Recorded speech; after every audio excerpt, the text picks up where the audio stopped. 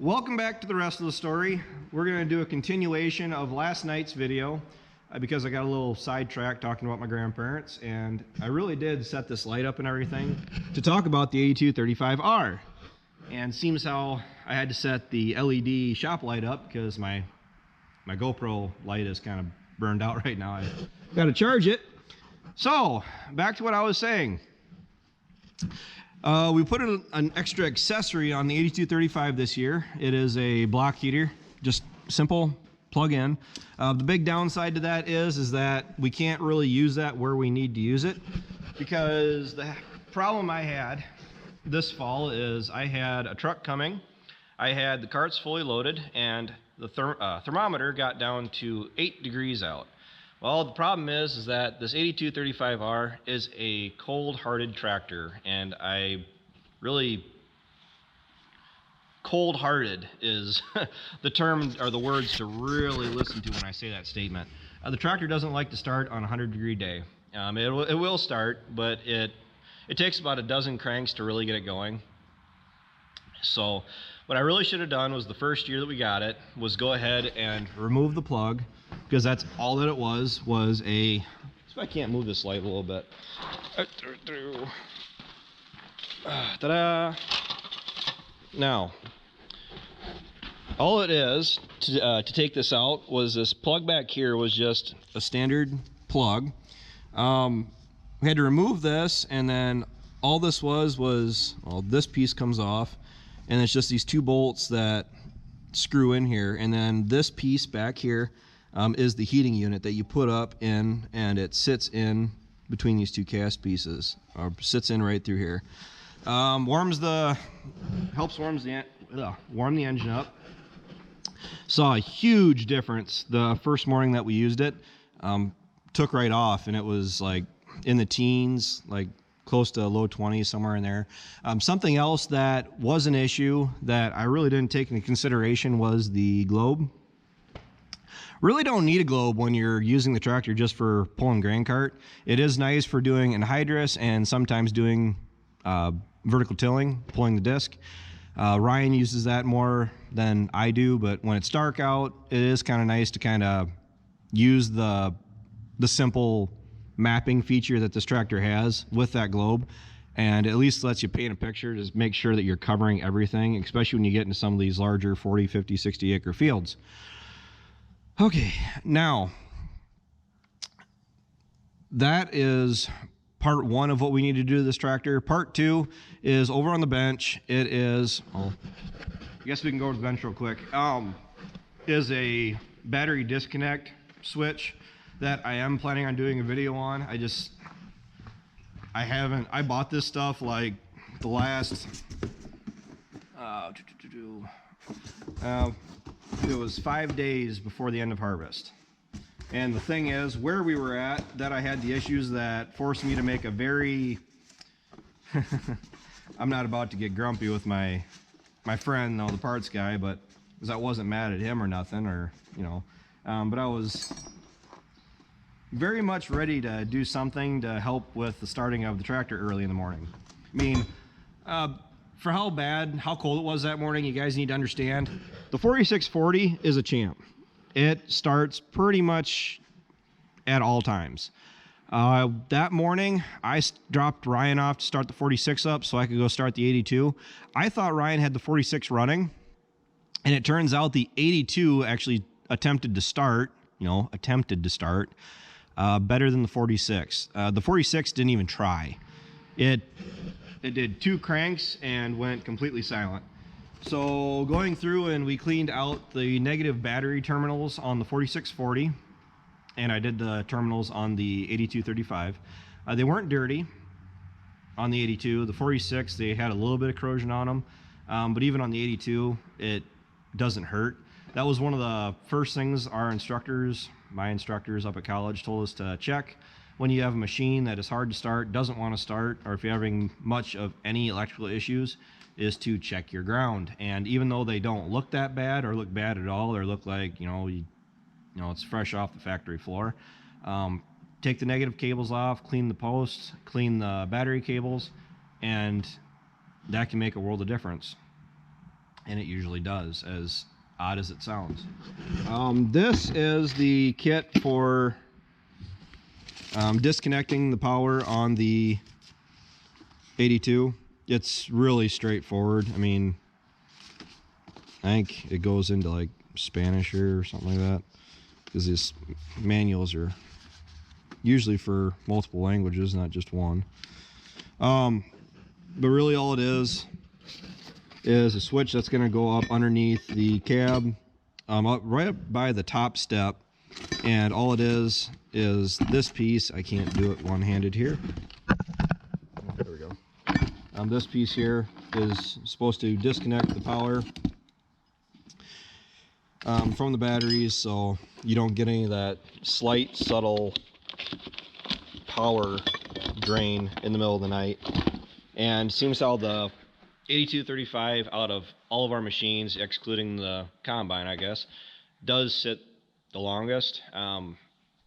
It goes all summer, it goes all winter, and we use it for, what, 3 months a year?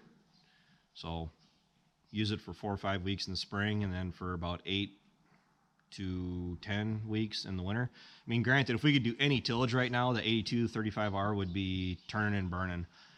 All of our corn stalks that haven't been chopped already need to be hit and then anhydrous, which we are all gonna have an experience doing anhydrous in the spring this year. It's the first year that we've potentially have to put anhydrous on in the spring. Don't want to, but the weather just isn't permitting. There are some guys that are doing it. There are some guys that are doing tillage today. I mean, there's a guy combining soybeans in the rain, but it's more like last minute. Like, either you're going to do it and get it done, or it's just not going to get done.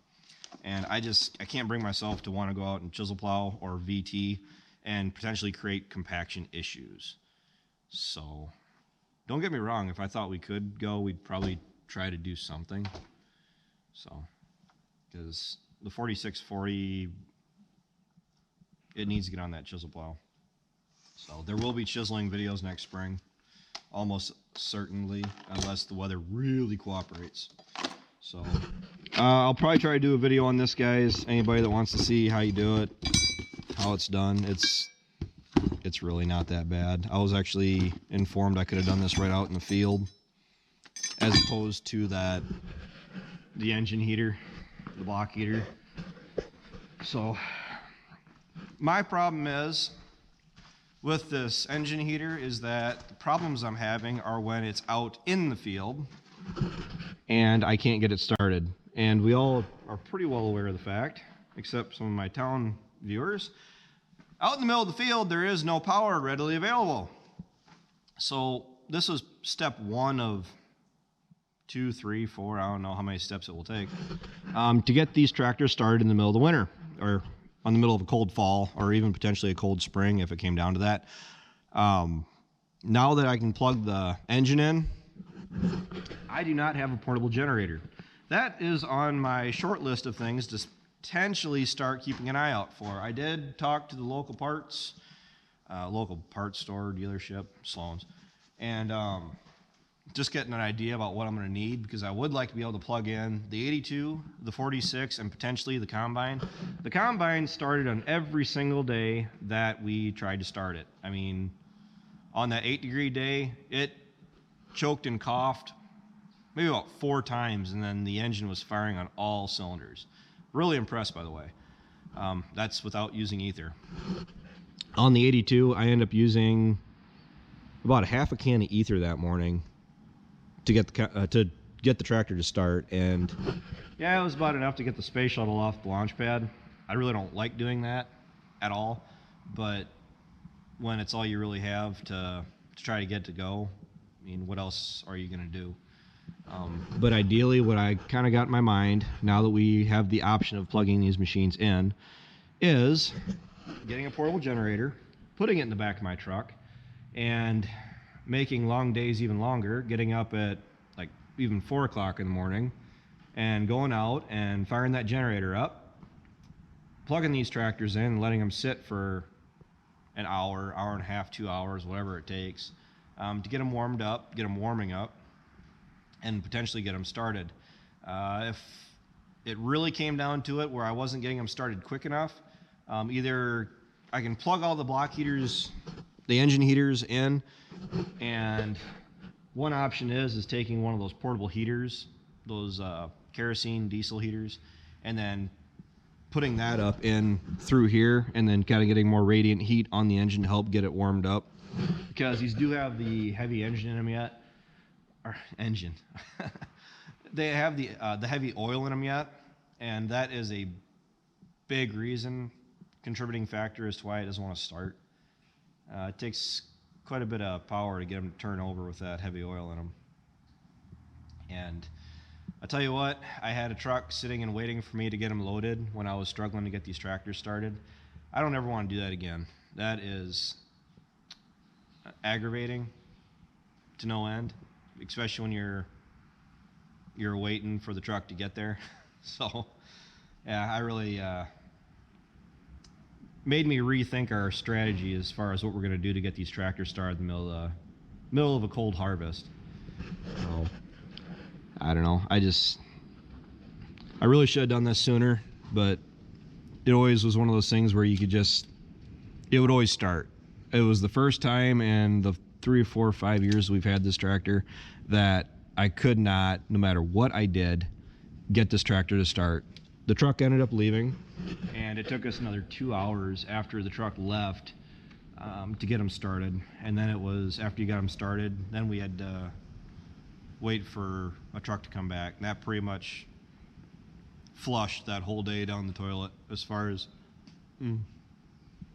getting anything done that day.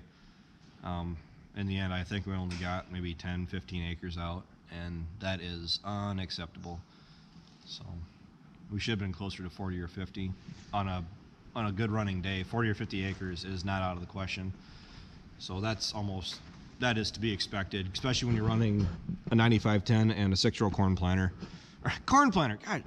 Yes, I'm not exactly caught up on my sleep, if you guys can't tell from the harvest running yet. So bear with me. But running a 6-row head and a 9510 combine, you're limited to only so much you can do.